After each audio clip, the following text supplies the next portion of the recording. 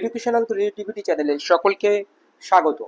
SSC নিয়ে পরপর 2 দিন ধামাকা রয়েছে কলকাতা হাইকোর্টে। একটি 6 নভেম্বর, আরেকটি হচ্ছে 4 নভেম্বর। দুটি বিষয় আপনাদেরকে দেখাবো। তার মধ্যে 6 নভেম্বর 2025টি সবচেয়ে বেশি গুরুত্বপূর্ণ। ফ্রেশার বা যারা ওল্ড ক্যান্ডিডেট আনটেইন্টেড যোগ্য টিচার তাদের জন্য, দুই পক্ষের জন্য গুরুত্বপূর্ণ। তো বিষয়টি আমরা দেখে নেব প্রথম থেকে শেষ পর্যন্ত। প্রথম বিষয়টি আপনারা দেখতে পাচ্ছেন যেটি আপনাদেরকে দেখালাম 6 নভেম্বর 2025, ফার্স্ট হিয়ারিং আর নেক্সট হিয়ারিং ডেট 6 নভেম্বর 2025। এখানে জাস্টিস সৌগত ভট্টাচার্যের বেঞ্চের কথা বলা হয়েছে, কিন্তু এটি উঠবে জাস্টিস অমৃতা সেনার বেঞ্চে, কারণ এসএসসি মামলার বেঞ্চ পরিবর্তন হয়েছে। তো এখানে এই যে রিট কপিটি হচ্ছে, এই রিট কপির সিনাপসিস কি রয়েছে। তো এখানে পিটিশনার দেখতে পাচ্ছেন শিশির দাস অ্যান্ড ওআরএস। এটা ফ্রেশার ক্যান্ডিডেটের পক্ষ থেকে এই মামলাটি দায়ের করা হয়েছে। তো এই মামলার যদি আমরা সিনাপসিসটি একটু দেখি, ঘেটে নিই, তাহলে বিষয়টি বুঝে যাব যে কি রয়েছে। যে এখানে 2025 যে অ্যাডভার্টিজমেন্ট 30শে May, recruitment process 2025, initiated advertise date 30শে মে 2025, এটাকে চ্যালেঞ্জ করা হয়েছে মূলত কোন পয়েন্টে, সেই 10 মার্কস এক্সপিরিয়েন্সের বিষয় নিয়ে চ্যালেঞ্জ করা হয়েছে। কিন্তু এটি একটি ভিন্ন বিষয়। তো এই দিন কি যারা যোগ্য চাকরি বাতিল হয়েছে তারাও কি লড়াই করবে? এটি একটি খবর রয়েছে, যারা যোগ্য চাকরি বাতিল হয়েছে তারাও কিন্তু এখানে লড়াই করতে পারে। The said recruitment process 2025 is being regulated under the rules 2025, which has been framed pursuant to the judgment and order date 3rd April 2025 passed by the Honorable Supreme Court of India. এই recruitment process বা recruitment rules সম্পূর্ণ কি 3rd April 2025 যে supreme কোর্টের জাজমেন্টের ফলে চাকরি বাতিল হয়েছে সেটার উপরে ভিত্তি করে এটা এসেছে।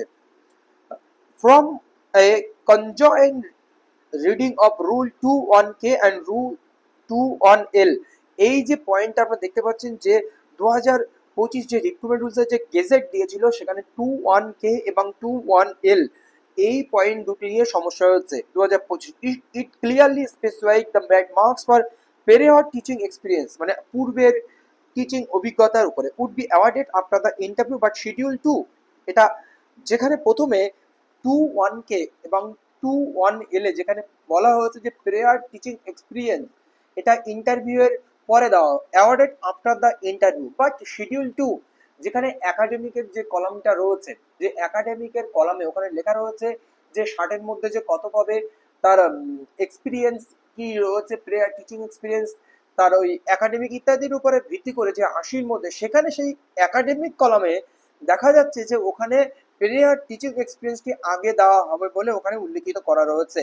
এই দেখুন 2 এবং 9 rules 2025 with a prior teaching experience within the head academic and therefore it creates a reasonable apprehension। তো এই একাডেমিক হেডে যেখানে যে পয়েন্টটি রয়েছে সেখানে প্রিয়ার টিচিং এক্সপিরিয়েন্স যে আগে দেওয়ার কথা বলা হচ্ছে, সেখান থেকে যারা ফ্রেশার ক্যান্ডিডেট বা পিটিশনার একটু ভয় পাচ্ছে, পিটিশনার দ্যাট মার্কস ফর প্রিয়ার teaching experience will be awarded prior to interview which creates an unequal status among the equals as such, তারা অসমতা বোধ করছে, তাদের সঙ্গে অসমতা হচ্ছে, তাদের সঙ্গে ইকুয়াল এখানে হচ্ছে না, তারা একটা ভয় করছে যে তাদের আগে যদি এটা দিয়ে দেওয়া হয়। This additional benefit will not only affect the marks of the petitioner but also will negate their chance of the appearing for the interview round। শুধু তাদেরকে বঞ্চিত হবে, তাদেরকে অবহেলা করা হচ্ছে, এড়িয়ে যাওয়া হচ্ছে তা নয়, তারা ইন্টারভিউ রাউন্ড থেকে তারা ছিটকে যেতে পারে। If prior teaching experience are awarded before the interview process, interview প্রসেসের আগে যদি তাদের টিচিং এক্সপিরিয়েন্স নাম্বার দেওয়া হয়, henceforth the petitioner have approached this honorable high court at Calcutta under article 226 of constitution of India। তো এই যে read কপিটার synopsis আপনাদেরকে শো করলাম, এই মামলাটা সবচেয়ে গুরুত্বপূর্ণ, কারণ দুই জায়গায় দুই রকম স্ট্যান্ডের কথা এখানে বলা হয়েছে। আরেকটি কথা, আরেকটি রিট আপনাদেরকে আমি দেখাই, সেই মামলাটি 4 তারিখে উঠছে, মানে আগামী কাল, আর 6 তারিখে এই মামলাটি উঠছে। 2 দিন কিন্তু এসএসসির ফ্রেশার বা আনটেন্টেড ক্যান্ডিডেটের জন্য খুব গুরুত্বপূর্ণ দিন হয়ে উঠতে পারে। চলুন দেখে নিই আর একটি মামলা। এটা হচ্ছে অনারেবল জাস্টিস সৌগত ভট্টাচার্যের বেঞ্চে 4/11/2025 ওঠার কথা ছিল, কিন্তু জাস্টিস অমৃতা সেনার বেঞ্চে উঠবে। দেখুন 4 নভেম্বর 2025 মানে আগামীকাল। এই মামলার বিষয়বস্তুটি কি ছিল? এই মামলার বিষয়বস্তু যে প্রেয়ার টিচিং এক্সপিরিয়েন্সের কথা বলা হচ্ছে, সেই প্রেয়ার টিচিং এক্সপিরিয়েন্স তাদেরকে দেওয়া যাবে না আনটেইন্টেড টিচারদের, কারণ এটি West Bengal school service commission act 1997 এর সঙ্গে এটার সঙ্গে মান্যতা পাচ্ছে না, বা West Bengal school service commission act 1997 কে ভায়োলেট করছে।